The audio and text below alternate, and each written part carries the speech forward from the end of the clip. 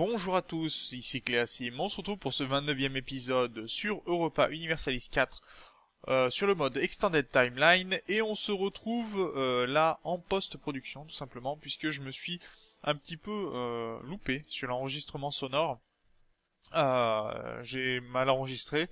Donc je précisais que dans l'épisode précédent on s'était laissé, on avait sauvé la Gaule de l'attaque de la Frise. Et on avait piqué donc des territoires à la Frise et aux Alémans. Pour la Frise, nous, on avait récupéré pour nous Calais et la Picardie. On avait donné d'autres provinces à la Gaule et on avait donné Trévise tout simplement à Venise.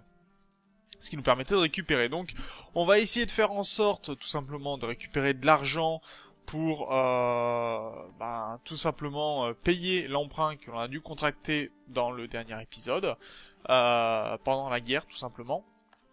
Et il va falloir bien sûr que on remette un petit peu des armées dans les différents territoires, notamment qu'on a aidé Venise qui a eu quelques soucis d'indépendantistes romains pendant la guerre tout simplement. C'est pour ça aussi qu'on avait arrêté la guerre assez rapidement pour nous permettre justement de pouvoir libérer un petit peu ce qu'il faut. On va récupérer un petit peu d'argent des impôts pour essayer de rembourser plus rapidement notre dette. Et puis voilà, c'est surtout pour l'instant pacifier le royaume. C'est vrai que cette fin d'épisode, puisqu'on est sur l'avant-dernier épisode de la série, va être plutôt calme dans son ensemble. Puisque il faut déjà comme on a annexé la Galice dans l'épisode précédent également, il va falloir gérer un petit peu tous les problèmes de factions et essayer de convertir très rapidement le maximum d'animistes, ce qui nous permettra bien sûr de faire en sorte qu'on puisse tout simplement gérer au mieux la suite et ça permet aussi tout simplement de stabiliser le royaume. Temporairement, on peut se permettre d'avoir un petit peu de paix, le mode permet de jouer sur une très très longue période, donc aucun problème de ce côté-ci. Bien sûr, pour stabiliser un petit peu le royaume, on va faire un mariage royal avec Venise pour qu'il nous apprécie un petit peu plus et faciliter plus tard l'annexion du pays, puisque je rappelle qu'il faut 190 sur 200 pour pouvoir annexer un vassal. Et que pour le moment c'est pas vraiment ça puisqu'on a beaucoup d'expansions agressives qui sont dues à nos guerres, à nos différentes guerres contre Gênes, contre l'Empire romain notamment, même si ça n'a pas trop affecté les royaumes germains. Donc savoir la Frise, les Alémans, les Francs, etc. Ça a quand même posé beaucoup de soucis du côté de l'Italie. Et on a une coalition contre nous, donc là, il serait d'ailleurs possible que les Alémans et la Frise rejoignent la coalition contre nous une fois que ce sera terminé. Mais bon, pour l'instant, c'est vrai qu'on leur a pas piqué beaucoup de territoire, on a surtout attaqué leur ennemi qui était la Gaule et l'Empire romain, et donc pour eux, au contraire, ça les a fait plutôt nous apprécier, même si là, le fait qu'on soit rentré en guerre contre eux n'a pas vraiment arrangé les choses. Bon, pour l'instant, on essaye de dégager Venise de ces rebelles, et ça ne fonctionne pas très bien, puisque j'ai encore oublié, comme on a l'habitude, de monter la maintenance de l'armée, et donc le moral, bien entendu, qui va avec. Si je fais pas un fail, c'est pas normal. Comme on m'avait dit dans les commentaires, je ne sais plus sur quelle vidéo, on a l'habitude que tu fasses des fails. En effet, j'en fais quand même assez régulièrement, et notamment attaquer sans morale, c'est toujours une petite marque chez moi. Voilà, donc on va attendre que le moral remonte un petit peu, on a la supériorité numérique, mais il va falloir quand même virer ces rebelles pour s'assurer que Venise ne tombe pas en morceaux et que ces territoires ne reviennent pas à l'Empire romain, parce que si on attaque l'Empire romain d'Occident, on aura Byzance contre nous, on aura Urbino, on aura Gênes, on aura également l'Étrurie, et ça fera beaucoup trop de monde pour un temps aussi court pour arriver à avoir ce que l'on veut, sauver le territoire, récupérer les territoires de Venise, etc. Et puis il faut aussi que Venise puisse faire un corps sur la province de Trévise pour s'assurer que ça lui revienne bien de droit et qu'il n'y ait pas de problème là-dessus par la suite. Donc en attendant, pour l'instant, on tape tranquillement sur les rebelles, qui font plus de pertes que nous, ce qui est très bien, mais malheureusement leur morale tient beaucoup mieux que le nôtre, pour le moment. Allez, on va essayer de... Venise est à 75, c'est déjà pas mal, on va pouvoir annexer très prochainement Calais, puisque la Picardie est déjà aux alentours de 70%. Mais on voit que déjà il y a quelques factions rebelles avec des fanatiques animistes, des particularistes pictes, des séparatistes galiciens aussi, qui pourraient poser problème. Et il va falloir s'accélérer pour Frioul, puisque il y a une brèche dans les murs et ça serait dommage que la capitale vénitienne tombe, parce qu'après il faudrait la récupérer, ça prendrait du temps. On a réussi à convertir Soria, on va pouvoir voir donc pour des conversions, essayer de faciliter en fait, là on va mettre Alicante qui était pour les fanatiques animistes, essayer de faire diminuer cette faction serait très bien pour nous, ça nous permettrait tout simplement de ne plus avoir cette faction avant que par exemple les séparatistes galiciens disparaissent, donc là on va essayer de faciliter un petit peu tout ça. Parce qu'on a vraiment toute l'Espagne à convertir pour le coup, puisqu'elle est animiste alors que nous sommes druidiques. Ce qui n'arrange pas beaucoup les choses, mais bon. De ce côté-ci, voilà, on va pouvoir bientôt lancer l'annexion de Calais. Enfin, la légitimation de Calais, pendant que la Picardie se termine. Tranquillement. La Gaule, ben, le désir de liberté de la Gaule tend à diminuer, hein, puisque vu que ça se rapproche doucement mais sûrement de zéro, leur opinion de nous, ça va être plutôt pas mal. Ensuite aussi le fait que leur opinion va devenir de plus en plus positive, fait qu'ils viendront nous aider pour les prochaines guerres, et ça c'est aussi très important, hein, parce que l'intérêt d'avoir des vassaux c'est qu'ils viennent nous aider, ça sera très bien. Il va falloir aussi convertir la province de Picardie, parce que vous voyez quand même qu'il y a une très forte agitation due au fait que la province est de religion germaniste, et ça pose vraiment problème, puisque ben, bien sûr elle est pas appréciée du tout cette religion, et bon bah ça met on va peut-être mettre du temps. On voit un petit peu toutes les factions qu'il y a contre nous, hein, ceux qui nous apprécient pas. Et là, il y a plutôt du monde, hein, quand même. Byzance, Rome, Urbino, la Sardaigne, l'Étrurie, Gênes, bien évidemment. Alors, on va essayer de faire en sorte que l'Étrurie nous apprécie un petit peu plus, mais le moins 197 d'expansion agressive n'aide pas beaucoup, hein. C'est vrai que on pourrait envisager de les vassaliser.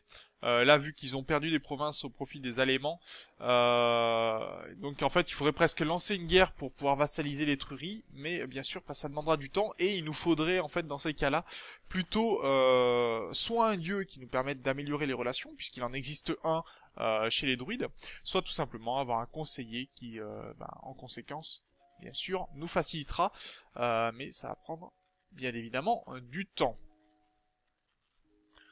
Bon, bah pendant ce temps-là, hein, je regarde un petit peu les différentes provinces, bien sûr. S'assurer qu'il n'y ait pas de problème chez nos vassaux, ça c'est assez important, hein, puisque ça permet aussi d'augmenter le bien-être des vassaux. Il faut savoir que quand vous faites en sorte de protéger vos vassaux, eh ben ils vous apprécient. Il y a un bonus de 10, je crois, bon, qui tend à diminuer de 1 par an, mais c'est toujours agréable d'avoir ce petit bonus temporairement.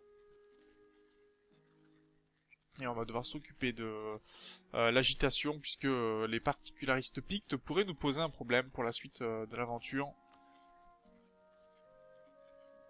Alors heureusement on a une bonne stabilité, hein, qui aide beaucoup. La légitimité de notre roi est plutôt haute, et on va voir aussi pour faire en sorte quand même que nos revenus augmentent.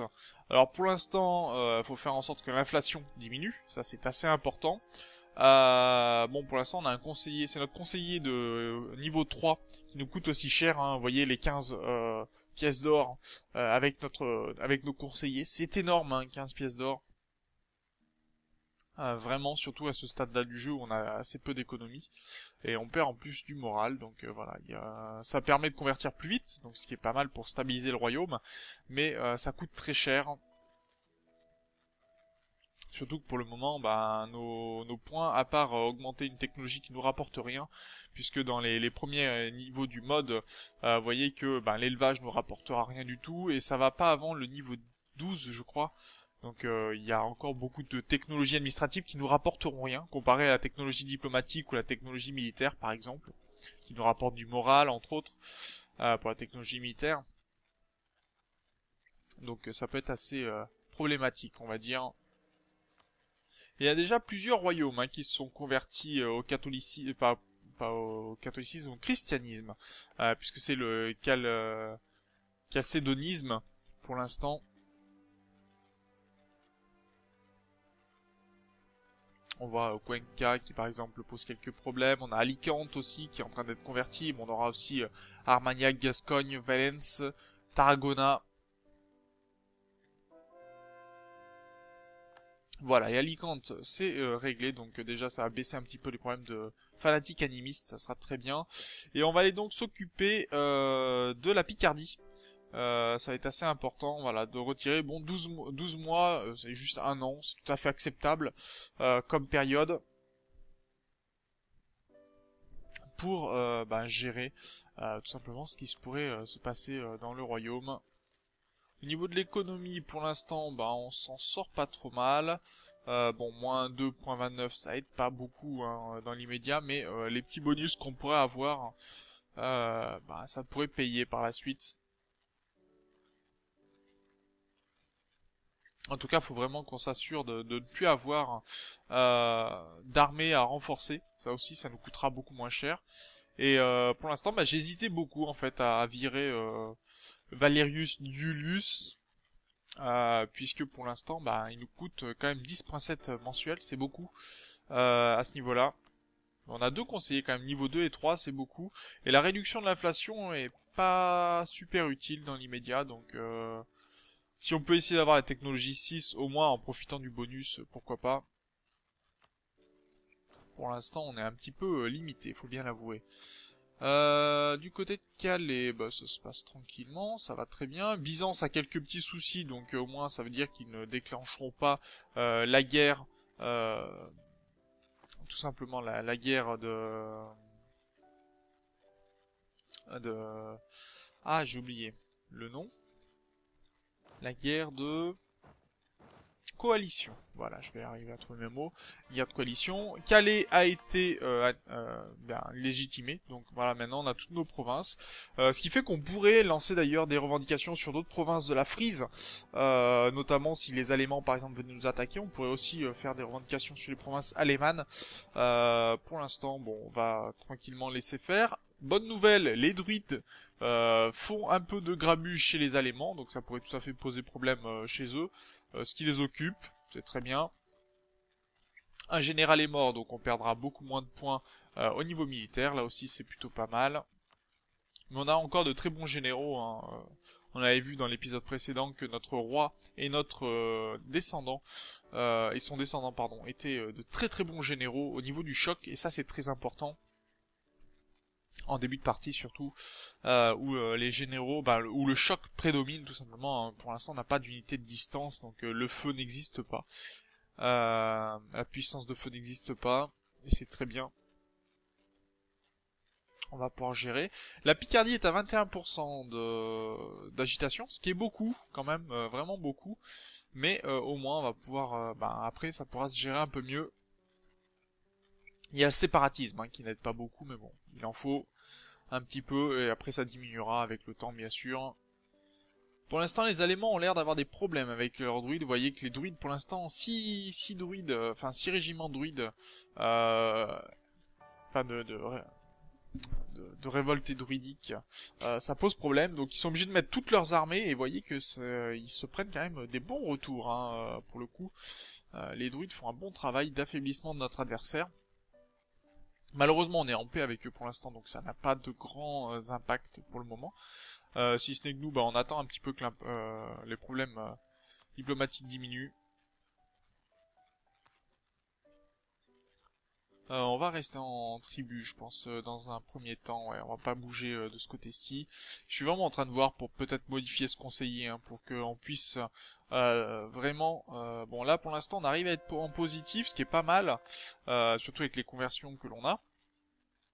D'ailleurs, faut penser assez fortement que le fait que l'autonomie diminue un petit peu chaque mois nous rapporte de l'or. Donc en plus des conversions qui permettent de stabiliser un peu plus, gagner en impôts, le fait de gérer tranquillement tous les problèmes en fait liés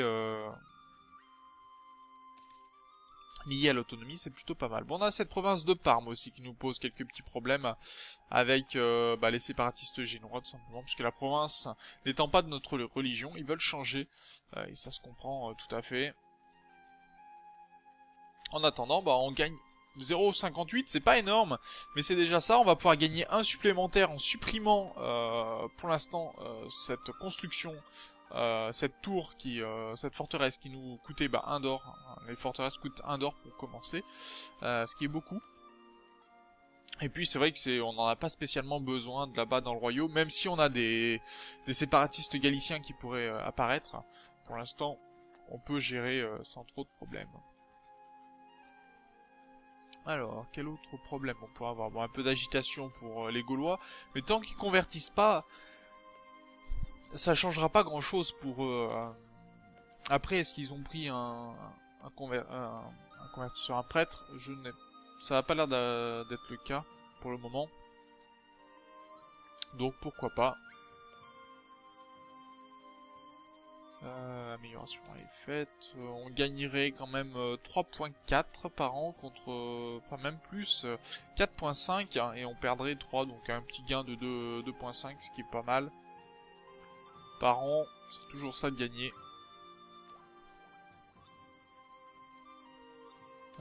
Technologie administrative, on l'aura bientôt, hein, finalement, on est assez proche, vu qu'on gagne beaucoup de points. Vous voyez, pas avant le niveau 12, hein, on avait vu pour... ça serait les premières doctrines que l'on obtiendrait niveau 12. Autant dire que c'est pas avant un moment, hein. De ce côté-ci. Le séparatisme plus stress, ça fait très mal, hein, dans un premier temps. Mais bien sûr, bon, après ça diminue de 0.5 par an, c'est déjà pas mal.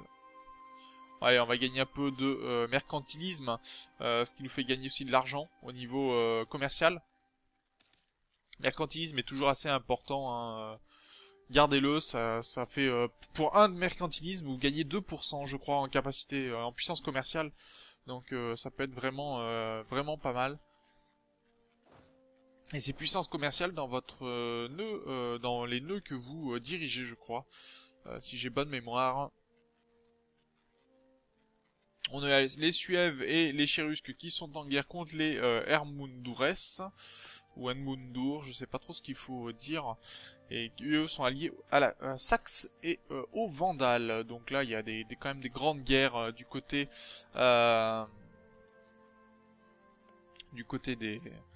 des peuples germaniques. Vous voyez que les Vandales ont quasiment plus de provinces. Pareil pour la vieille Prusse. Ils sont vraiment pas très bien, mais on commence à voir les premières grandes nations, hein, en tout cas, entre les Allemands,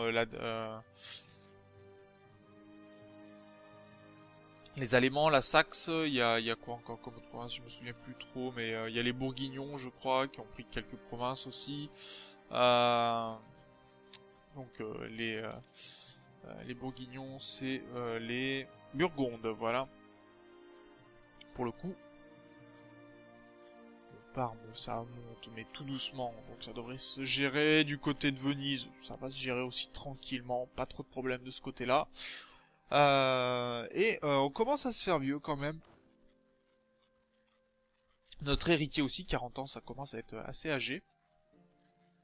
Mais on va pouvoir gérer, je pense.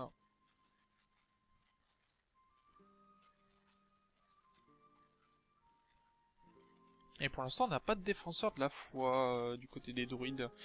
Mais bon, en même temps, il y en a peut-être pas du tout. Hein. C'est peut-être possible aussi. J'ai pas joué le mode complètement. Allez, caler. Ça devrait se gérer, je pense. Le fait qu'il y ait des Belgae, ça aide pas trop. Même si c'est une culture celtique qui est acceptée par notre royaume, puisque c'est une union culturelle, tout simplement. Les missionnaires qui vont finir le travail à Cordoue. Et on va pouvoir prendre l'élevage, ce qui sera plutôt pas mal. Donc on commence à progresser de ce côté-ci. Allez, on va s'attaquer à l'Andalousie, tant que de toute façon on a augmenté... je rappelle qu'on avait augmenté l'autonomie pour baisser les soucis, donc c'est l'occasion d'en profiter tout simplement. Pour faire en sorte que qu'on ait plus trop de problèmes. par la suite, une fois que l'autonomie, cette baisse d'autonomie, pardon, cette augmentation d'autonomie, pardon, aura cessé, les effets auront cessé, on pourra toujours au moins stabiliser le royaume et ne pas avoir de problème de séparatistes galiciens par la suite. Assez important pour cette histoire.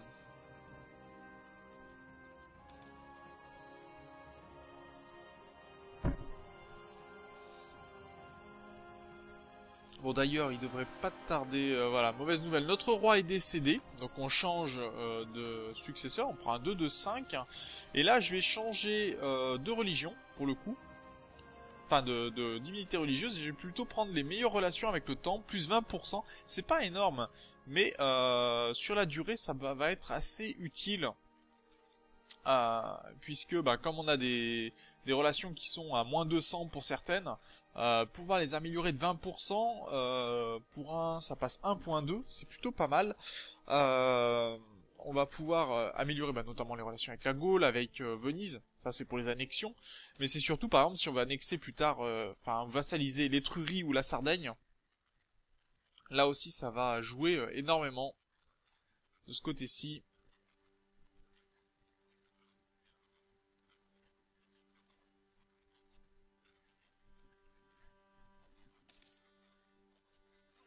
Alors, de ce côté-ci, d'accord. Ah, l'expansion agressive, vous voyez, passer en dessous des 200, par exemple pour les truries, 187, alors qu'on était à 200 et quelques, il y a de ça un épisode, je crois. En tout cas, on va pas tarder à se laisser, voilà, on va se laisser là pour cet épisode plutôt calme, on a plutôt stabilisé le royaume. Mais bon, sur ce, moi je vous remercie d'avoir regardé cet épisode, merci de commenter également, et puis je vous invite à partager la vidéo, à partager la série, on se retrouve dans le prochain épisode, d'ici là, portez-vous bien, salut!